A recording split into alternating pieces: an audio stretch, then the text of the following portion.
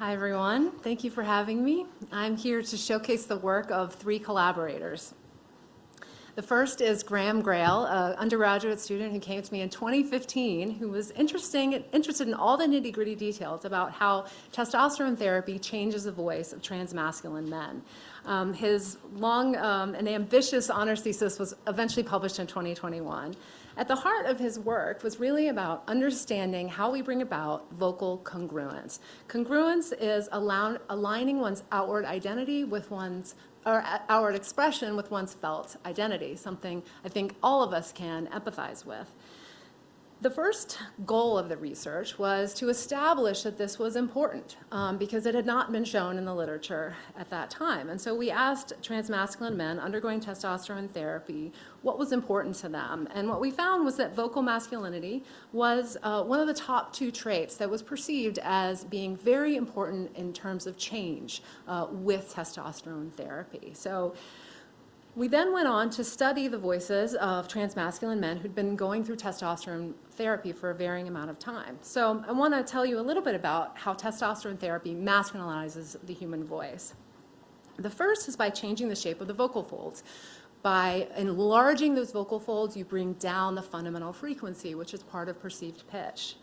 Another feature is the length of the vocal tract. The larger that space, the more resonating the voice, and again, the lower it sounds.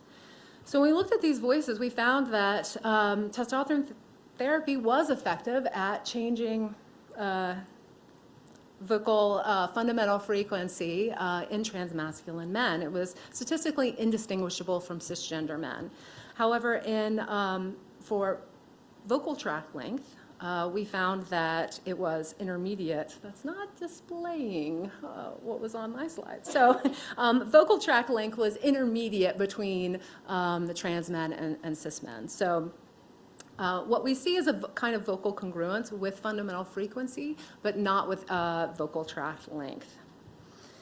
The next collaborator is Alex Pan, who saw the BU Today study about Graham Grail and came to me wanting to translate the frequencies into perception. Does this affect how people are seen? Because that's at the heart of vocal congruence.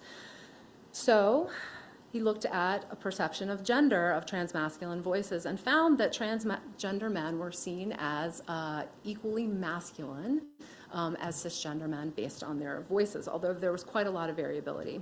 We then looked at a model predicting perception of gender using 5 vocal parameters, and we really found that only fundamental frequency and vocal tract length mattered, and that fundamental frequency mattered quite a bit more, which is great because that is the frequency that is affected by testosterone therapy. So unfortunately, there were still 23% who remained dissatisfied with their voice in our study.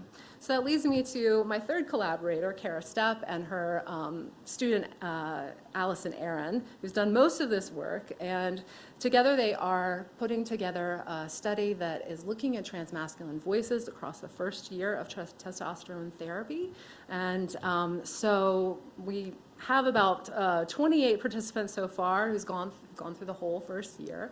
And so this is looking longitudinally at changes in the voice over time with therapy, and what are the changes that happen in terms of the vocal tract length and the vocal fold size. In particular, we're pretty interested in how testosterone is affecting the vocal tract length because it should be rather resistant to testosterone given its constraints in the neck and the voice, and we are seeing change. So that will hopefully come out in a year or 2 or 3. So thank you.